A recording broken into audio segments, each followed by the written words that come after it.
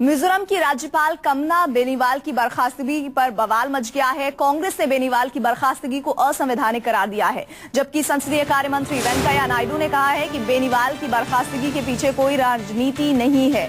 बेनीवाल के खिलाफ गंभीर आरोप है। इस मसले पर कांग्रेस की सहयोगी एनसीपी बीजेपी के साथ खड़ी दिख रही है। एनसीपी ने सरकार के फैसले को सही ठहराया है।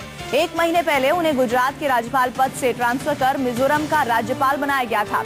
इसे इत्तेफाक तो हरगिज नहीं कहा जा सकता कि मोदी सरकार के 2 महीने पूरे होते ही कमला बेनीवाल को गुजरात के राज्यपाल पद से तबादला कर मिजोरम भेजा गया और नमो की सरकार के 3 महीने पूरे होते ही उन्हें बर्खास्तगी का खत थमा दिया गया। यूपीए शासन के दौरान तैनात किए गए अधिकतर राज्यपालों को पद छोड़ने के लिए कह दिया गया था। इनके गुजरात की राज्यपाल कमला बेनीवाल भी मौजूद थी, उसमें उनका भी नाम था, मगर बेनीवाल ने इस्तीफा देने से इनकार कर दिया था और इसके बाद ही उन्हें मिजोरम भेजा गया और फिर पद से हटने का फरमान सुना दिया गया और अब बेनीवाल को उनके पद से हटा दिया गया है। और इस बर्खास्तगी को लेकर सीधे सीधे कांग्रेस बीजेपी सरकार पर हमला कर रही है और ये कह रहे हैं कि बदले की कार्रवाई के तहत इस तरह के कदम को उठाया गया है। हालांकि सरकार ये कह रही है, जो दलील सरकार की तरफ से है, कि हमें एक ठोस कुछ सबूत मिले हैं, कुछ आरोप हैं जिनके तहत कमला बेनीवाल को बर्खास्त किया गया है। आपको हम बता दें, याद दिला दें, जब नरेंद्र मोदी गुजरात के मुख्यमंत्री थे तब कमला बेनीवाल गुजरात की राज्यपाल थी और आयुक्त के मुद्दे पर लेकर हमेशा राज्यपाल और मुख्यमंत्री के बीच तनातनी रहती थी और वो तनातनी यहां तक कि कई बार खुलकर सामने भी आई थी।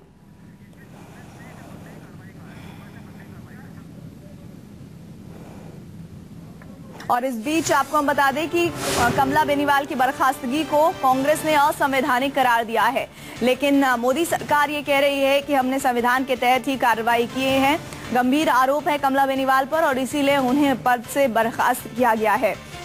मिजोरम की राज्यपाल हैं कमला बेनीवाल, जिन्हें बर्खास्त किया गया है और इसको लेकर पूरा विवाद बढ़ता चला जा रहा है।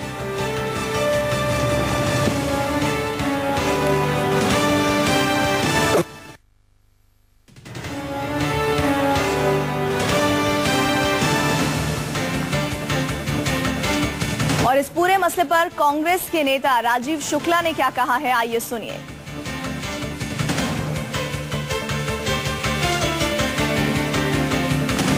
कमला बेनीवाल की बर्खास्तगी पर बात करने के लिए हमारे साथ कांग्रेस नेता राजीव शुक्ला जी हैं, उनसे हम बात करते हैं। सर, क्या लगता है ये वेंडेटा के तहत उनको बर्खास्त किया गया है? निश्चित रूप से ये एक राजनीतिक बदले की भावना से किया गया है। पहले तो उनका ट्रांसफर कर दिया, इतनी बुजुर्ग वृद्ध है, गुजरात से उनको वहाँ ट्रांसफर कर दिया गया और इसके बाद जब वो वहाँ गई इतने पहाड़ी और दुरूह इलाके में, तो वहाँ से उनको बर्खास्त किया गया, जबकि उनके सिर्फ 4 महीने बाकी थे। इस तरह का जो है मुझे नहीं लगता कि ये उचित कार्य है। सर, वेंकैया नायडू कह रहे हैं कि संविधान के तहत और सुप्रीम कोर्ट के गाइडलाइंस के तहत उनकी बर्खास्तगी हुई है, लेकिन उसके बाद जो है ना, सुप्रीम कोर्ट और इन सबकी ये भी गाइडलाइंस है कि गवर्नर को ऐसे नहीं हटाया जा सकता। शुक्रिया। तो राजीव शुक्ला जी, जिनका कहना है कि जिस तरीके से कमला बेनीवाल की बर्खास्तगी हुई है वो काफी गलत है। कैमरामैन मस्तान सिंह के साथ मनीष कुमार, न्यूज़ 24 दिल्ली। तो कमला बेनीवाल की बर्खास्तगी सही नहीं है, सीधे तौर पर गलत है। कमला बेनीवाल काफी बुजुर्ग महिला है। पहले तो उन्हें गुजरात के राज्यपाल पद से हटाया गया, फिर उनका ट्रांसफर किया गया मिजोरम और अब उन्हें वहां से भी बर्खास्त कर दिया गया। बदले की कार्रवाई के तहत ये सब कुछ किया गया, कांग्रेस आरोप लगा रही है और बीजेपी लगातार ये कह रही है, हवाला दे रही है इस कार्रवाई के पीछे कि संविधान के मुताबिक कार्रवाई की गई है। कमला बेनीवाल पर गंभीर आरोप हैं। संसदीय कार्य मंत्री वेंकैया नायडू ने यह खुलकर बात कही है, संविधान के अनुरूप बेनीवाल को हटाया गया है, इसमें किसी भी तरह की बदले की कार्रवाई का प्रश्न ही नहीं उठता। कमला बेनीवाल के खिलाफ गंभीर आरोप मिले हैं, गंभीर जो मामले हैं वो सामने आए हैं, उसके तहत ही ये कार्रवाई की गई है। कमला बेनीवाल और गुजरात के सीएम रहे देश के प्रधानमंत्री नरेंद्र मोदी की जो तनातनी है वो कई बार हम लोगों ने आयुक्त के मसले पर खुलकर सामने आती हुई देखी है। सभी संविधान के अनुसार ही हुआ है, इसमें कोई संविधान का उल्लंघन का सवाल ही नहीं है। इसमें और कोई विस्तार से जाने का जरूरत नहीं है। ये विशेष अधिकार है और राष्ट्रपति जी ने पूरा इसका अध्ययन करने के बाद ही ये ऑर्डर जारी किया है।